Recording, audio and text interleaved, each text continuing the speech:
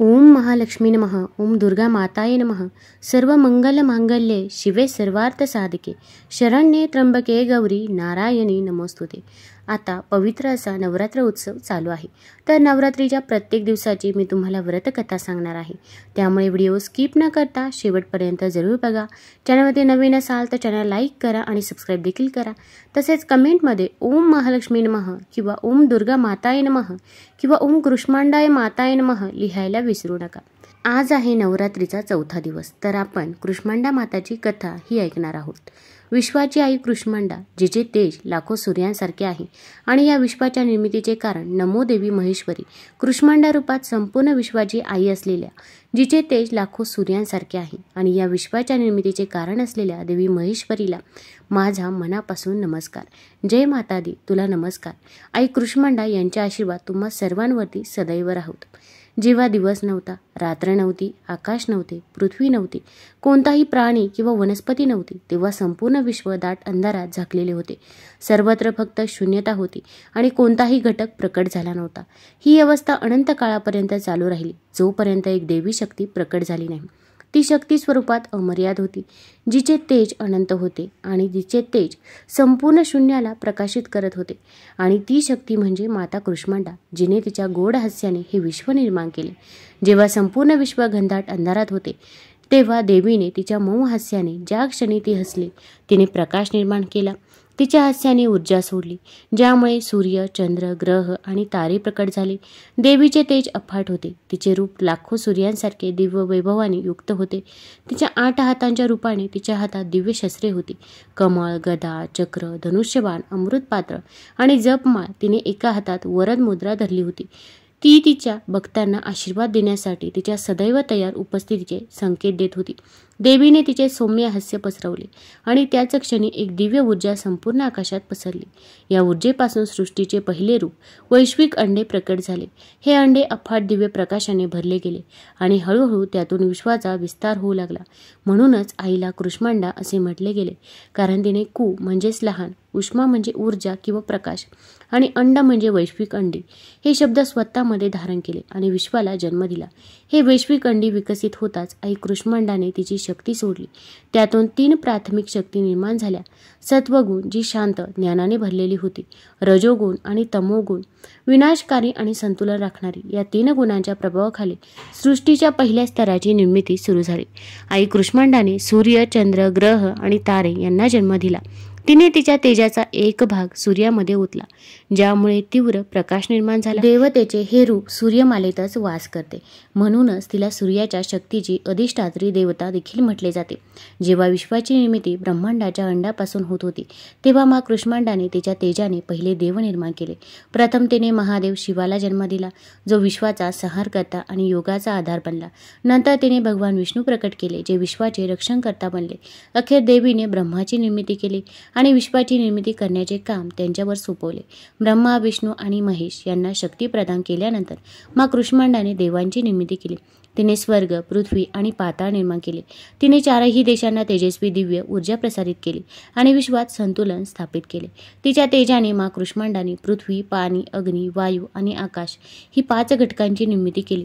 सर्व सजीव प्राणी या 5 घटकांपासून निर्माण झाले. पृथ्वीने पाया म्हणून काम केले, पाण्याने जीवन निर्माण केले, अग्नीने ऊर्जा प्रदान केली, हवेने त्यांना जीवनशक्तीने भरले आणि आकाशाने अनंत काळ प्रदान केले.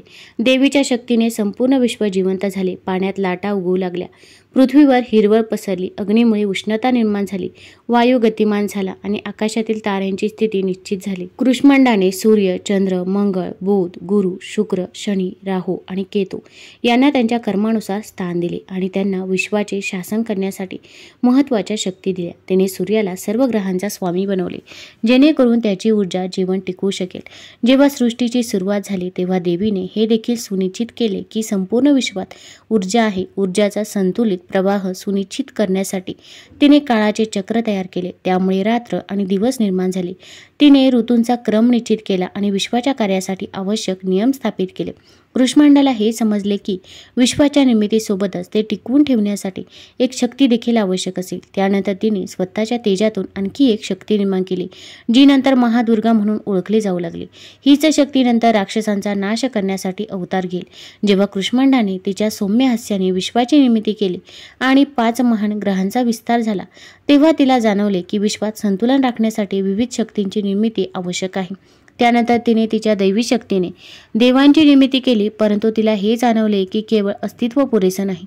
त्यांना त्यांच्या संबंधित भूमिका पार पाडण्यासाठी शक्ती आणि तेज प्रदान करण्याची देखील आवश्यकता आहे.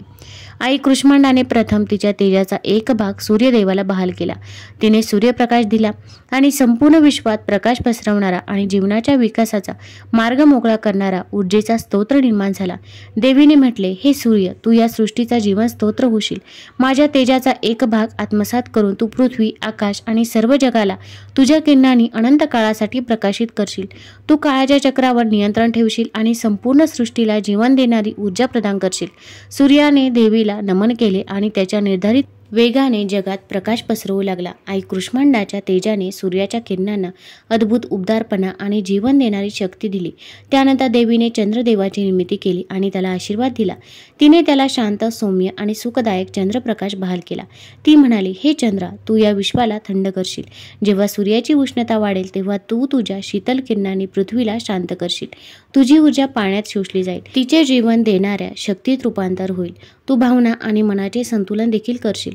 आई कृष्मांडाच्या आशीर्वादाने चंद्र अमृतासारख्या किरणांनी भरला गेला आणि त्यांच्या उपस्थितीने पाणी, वनस्पती आणि प्राण्यांमध्ये सौम्यता आणि भावनिक संतुलन आले. त्यानंतर देवीने ब्रह्माला सृष्टीचे ज्ञान आणि शक्ती बहाल केली. जेव्हा ब्रह्माचा जन्म झाला तेव्हा तो अज्ञानी होता आणि त्याला त्याचा उद्देश माहीत नव्हता. मग आई कृष्मांडाने तिच्या तेजाने त्याच्या आत वेदांचे ज्ञान निर्माण केले. हे ब्रह्मा, मी तुला विश्व निर्माण करण्याची जबाबदारी सोपवते. माझ्या दिव्य तेजाने तू विश्व निर्माण करशील, सजीव प्राणी निर्माण करशील आणि जगात संतुलन स्थापित करशील. देवीच्या आज्ञेनुसार ब्रह्माने 4 वेदांचे पठण केले. ब्रह्माला ज्ञानप्राप्ती झाल्यानंतर आणि विश्वाची निर्मिती करण्यास सुरुवात केल्यानंतर देवीने भगवान विष्णूंची निर्मिती केली आणि त्यांना विश्वाचे रक्षण करण्याची जबाबदारी सोपवली. हे विष्णू, मी तुम्हाला या विश्वाचा रक्षक बनवतो. तुम्ही माझ्या तेजाने तुमच्या चतुर्भुज स्वरूपात सर्व जगाचे रक्षण कराल. जगात जेव्हा जेव्हा अधर्म वाढेल तेव्हा तुम्ही अवतार घ्याल आणि धार्मिकतेची पुनर्स्थापना कराल. आई कृष्मांडाच्या कृपेने भगवान विष्णूने प्रचंड शक्ती प्राप्त केली आणि वीरसागरातील शेषनागावर राहू लागले. यानंतर आई कृष्मांडाने महादेव शिवाची निर्मिती केली आणि त्यांना विश्वाचा नाश करण्याची जबाबदारी सोपवली. हे महादेव, मी तुम्हाला या विश्वाचा नाशकर्ता म्हणून स्थापित करत आहे. जगात असंतुलन निर्माण झाल्यावर, पाप आणि अधर्म त्यांच्या मर्यादेपर्यंत पोहोचल्यावर तुम्ही नाश कराल आणि संतुलन स्थापित कराल. तुम्ही ध्यान, योग आणि आत्मध्यानाचे प्रतीक व्हाल. आई कृष्मांडाच्या कृपेने भगवान शिवाचा 3रा डोळा प्रकट झाला, ज्यातून विनाश आणि पुनर्निर्माणाची दैवी शक्ती प्रवाहित झाली. यानंतर देवीने इतर देवांनाही त्यांच्या कार्यांसाठी अधिकार दिले. इंद्राला स्वर्गाचा अधिपती बनवून त्याला पाऊस आणि वीज यांचे सामर्थ्य दिले. नद्या, महासागर आणि पर्जन्य यांचे संतुलन राखण्यासाठी वरुणाला पाण्याचा अधिपती बनवले. वायूला वायूचा अधिपती बनवले आणि सर्व सजीवांमध्ये जीवनशक्ती भरण्याचे काम त्याच्यावर सोपवले. अग्नीला ऊर्जा आणि शुद्धतेचे प्रतीक बनवले, ज्यामुळे यज्ञ आणि विधींमध्ये त्याचे महत्त्व स्थापित केले. यमराजाला मृत्यूचा अधिपती बनवले, जेणेकरून तो जगातील प्राण्यांच्या त्यांच्या कर्मानुसार न्यायपणे नाश करू शकतो. संपत्ती, समृद्धी आणि ऐश्वर्य यांचे संतुलन राखण्यासाठी कुबेराला सर्व संपत्तीचा अधिपती बनवले. अशा प्रकारे आई कृष्मांडाने देवांना त्यांची कामे सोपवली आणि त्यांना तिच्या तेजाने सक्षम केले. जेव्हा आई कृष्मांडाने देवांना त्यांच्या जबाबदाऱ्या सोपवल्या आणि विश्वाचे संतुलन राखण्यासाठी 5 महान ग्रह आणि तारे स्थापित केले, तेव्हा विश्व त्याच्या पूर्ण स्वरूपात विकसित होऊ लागले. देवतांनी आपापली कार्य केली. पृथ्वीवर जीवनाची भरभराट होऊ लागली आणि ऋषीमुनींनी तपश्चर्येद्वारे वैश्विक ऊर्जेचे संतुलन साधण्यास सुरुवात केली. तथापि सृष्टीची प्रगती होत असताना राक्षसांचा प्रभाव वाढू लागला. सुरुवातीला सामान्यपणे जगणारे राक्षस कालांतराने प्रचंड शक्ती आणि अहंकाराने भरले गेले. त्यांच्यात लोभ, आसक्ती, अभिमान आणि क्रोध वाढला. त्यांनी त्यांच्या शक्तीचा गैरवापर केला आणि देव, मानव आणि ऋषींना त्रास देऊ लागले. कठोर तपश्चर्येद्वारे राक्षसांनी ब्रह्मा आणि इतर देवांकडून अचूक शक्ती मिळवल्या. अनेक राक्षसांनी वरदानाद्वारे अमरत्व, अजयता आणि असे गुण प्राप्त केले. यामुळे ते आणखी अहंकारी झाले आणि ते तिन्ही लोकांमध्ये दहशत निर्माण करू लागले. कठोर तपश्चर्येद्वारे अंधकासुराने भगवान शिवाकडून वरदान मिळवले की जोपर्यंत कोणीही त्याला क्रोधाशिवाय मारत नाही तोपर्यंत तो अमर राहील. शुंभ आणि निशुंभाने सर्व देवांचा पराभव केला. त्याने स्वर्गाचा ताबा घेतला आणि इंद्राला त्यांचे सिंहासन हिरावून घेतले. महिषासूर, ज्याला त्याच्या शक्ती आणि तपश्चर्येद्वारे वरदान मिळाले होते की कोणीही त्याला मारू शकत नाही, रक्तबीज, ज्याला त्याच्या रक्ताचा प्रत्येक थेंब पृथ्वीवर पडेल असे वरदान मिळाले होते, तो रक्तबीज निर्माण करेल. आपल्या शक्तीचा अभिमान बाळगणाऱ्या राक्षसांनी देवांना पराभूत केले आणि स्वर्ग जिंकला. इंद्र, सूर्य, चंद्र आणि इतर देवांनी आपली शक्ती गमावली आणि ते इकडे तिकडे फिरू लागले. राक्षसांची दहशत केवळ स्वर्गापुरती मर्यादित नव्हती, तर त्यांनी पृथ्वीवरही विनाश सुरू केला. त्यांनी यज्ञाचा नाश करण्यास सुरुवात केली. ऋषीमुनींना त्यांच्या आश्रमामधून बाहेर काढले आणि सर्व प्रकारच्या धार्मिक प्रथांचा नाश करण्यास सुरुवात केली. तपश्चर्येद्वारे जगाच्या ऊर्जेचे संतुलन राखणारे संत आणि ऋषी राक्षसांच्या भीतीपासून लपू लागले. अशा प्रकारे पृथ्वीचे संतुलन बिघडले. भय, अराजकता आणि विनाश सर्वत्र पसरला. राक्षसांच्या वाढत्या अत्याचारामुळे घाबरून देव भगवान ब्रह्माकडे गेले. ते खूप दुःखी आणि चिंतित झाले. इंद्र म्हणाले, हे भगवान ब्रह्मा, तुम्ही आम्हाला विश्वाचे राज्य करण्याचे काम सोपवले होते, परंतु आता आम्ही शक्तिहीन आहोत. राक्षसांनी आम्हाला आमच्या ठिकाणाहून हकलून लावले आहे. ते आमच्या लोकांवर राज्य करत आहे आणि धर्माचा नाश करत आहेत. कृपया आम्हाला या संकटातून वाचवा. ब्रह्मा गंभीर झाले आणि म्हणाले, हे देवांनो, हे संकट खूप गंभीर आहे. राक्षसांनी मिळवलेल्या शक्ती देवांपेक्षा खूप शक्तिशाली झाल्या आहेत. आता या संकटाचा उपाय फक्त आदिशक्तीकडेच आहे. आपण आता माता कुष्मांडाकडे जावे. फक्त तीच या विश्वाला राक्षसांच्या दहशतीपासून मुक्त करू शकते. मग ब्रह्मा म्हणाले. सूचनेनुसार सर्व देव, ऋषी आणि धार्मिक लोक एकत्र आले आणि आई कुष्मांडा यांची तीव्रतेने पूजा करू लागले. त्यांनी कठोर तपश्चर्या केली, वैदिक मंत्रांचा जप केला आणि आईला प्रार्थना करू लागले, हे आदिशक्ती, हे विश्वमाते, आम्ही तुझ्या आश्रयाला आलो आहोत. राक्षसांनी धार्मिकता, सत्य आणि प्रतिष्ठा नष्ट केली आहे. आम्हाला तुझ्या कृपेची गरज आहे. आई, कृपया प्रकट व्हा आणि आम्हाला या संकटातून मुक्त करा. या प्रार्थनेने प्रसन्न होऊन आई कुष्मांडा स्वर्गातून बोलले, हे देवांनो, काळजी करू नका. मी लवकरच हे संकट दूर करेन. राक्षसांच्या अंतासाठी शक्तीचे प्रकटीकरण आवश्यक आहे. लवकरच माझी एक शक्ती अवतरेल, या राक्षसांचा नाश करेल आणि धर्माची पुनर्स्थापना करेल. आई कुष्मांडा यांच्या या भविष्यवाणीने देवांना आशा दिली. ते आता मातेची शक्ती कोणत्या स्वरूपात अवतरेल आणि ती राक्षसांचा नाश कशी करेल हे पाहण्यासाठी वाट पाहू लागले. जेव्हा माता कुष्मांडा देवांना आश्वासन देतात, तेव्हा सर्व देव राक्षसांच्या दहशतीपासून आपल्याला मुक्त करण्यासाठी तिच्या शक्तीच्या प्रकटीकरणाची वाट पाहू लागले. दरम्यान महिषासूर, शुंभ, निशुंभ आणि रक्तबीज या 3 प्रमुख राक्षसांनी देवांचा पूर्णपणे पराभव केला आणि स्वर्गाचा ताबा घेतला. दुसरा कोणताही उपाय न पाहता देव, ऋषी आणि धार्मिक लोक क्षीरसागरात भगवान विष्णूकडे गेले आणि त्यांच्या संरक्षणाची याचना केली. भगवान विष्णूने सर्व देवांकडे पाहिले आणि गंभीर स्वरात म्हटले, हे देवांनो, हे माता आदिशक्तीचे प्रकटीकरण आहे. हे कार्य केवळ या सृष्टीच्या मूळ कारणाला मृत स्वरूप देणाऱ्या व्यक्तीद्वारे साध्य होऊ शकते. आपण सर्वांनी मिळून माता कुष्मांडाची स्तुती केली पाहिजे. भगवान विष्णूंचे हे शब्द ऐकून सर्व देव एकत्रितपणे तिचे गुणगान गाऊ लागले. त्यांनी तिचे अनेक नावे जपले आणि दिव्य स्तुती गायली. तेवढ्यात क्षीरसागरात एक चमत्कारिक घटना घडली. चारही दिशांना एक तेजस्वी प्रकाश दिसू लागला.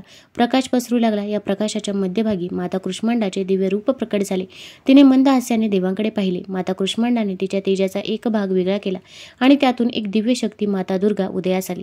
संपूर्ण विश्वाच्या ऊर्जेने ओतप्रोत असलेल्या या शक्तीमध्ये सर्व देवांच्या शक्तीचा समावेश होता. जेव्हा माता दुर्गा प्रकट झाले तेव्हा सर्व देवांनी तिला त्यांचे दिव्य शस्त्र अर्पण केले. भगवान विष्णूने तिला सुदर्शन चक्र दिले. भगवान शिवाने तिला त्रिशूल दिले.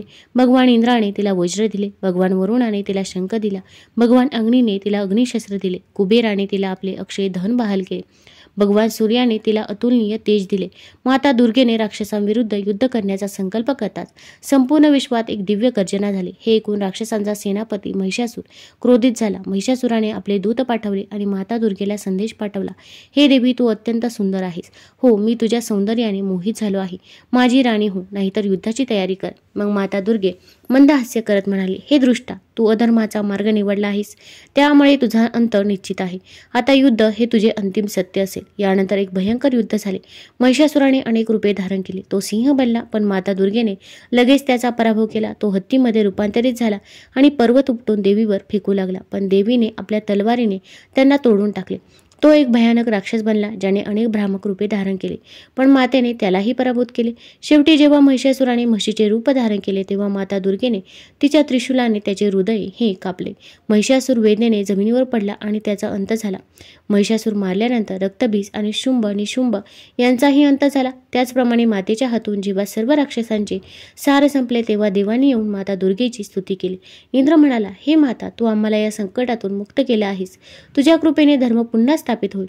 आम्ही तुझे अनंत ऋणी आहोत. मग माता दुर्गेने मंद हास्य करत म्हणाले, जगात जेव्हा जेव्हा अधर्म वाढेल, जेव्हा जेव्हा सत्य आणि धार्मिकता धोक्यात येईल, तेव्हा मी अवतार घेईन आणि विश्वाचे रक्षण करेन. आईने हे वरदान देतात झाडांना नवीन पाने फुटली आणि ती फुलली. संपूर्ण विश्व पुन्हा ऊर्जेने भरले. पृथ्वीवर नद्या पूर्ण वेगाने वाहू लागल्या. ऋतू संतुलित झाले आणि शेती भरभराटीला आली. मानवांच्या हृदयातून भीती नाहीशी झाली आणि ते पुन्हा एकदा धर्म आणि सत्याच्या मार्गावर चालू लागले. प्रसन्न होऊन आई कुष्मांडा देवांना आणि पृथ्वीवरील सर्व प्राण्यांना आशीर्वाद देत म्हणाली, जो कोणी खऱ्या मनाने माझी पूजा करेल, त्याला शक्ती, आरोग्य, समृद्धी आणि जीवनात यश मिळेल. माझे फक्त स्मरण केल्याने रोग, भय आणि वाईट नष्ट होईल. यानंतर आई कुष्मांडा ब्रह्मांडात विलीन झाली. तिचे तेज गोळा केले, परंतु तिची ऊर्जा संपूर्ण विश्वात वाहत राहिली. ही आई कुष्मांडाची कथा होती. तुम्हाला जर ही कथा आवडली असेल तर चॅनल लाईक करा, सबस्क्राईब करा आणि आपल्या मित्रपरिवारासोबत जरूर शेअर करा. कमेंटमध्ये जय माता दी जरूर लिहा. धन्यवाद.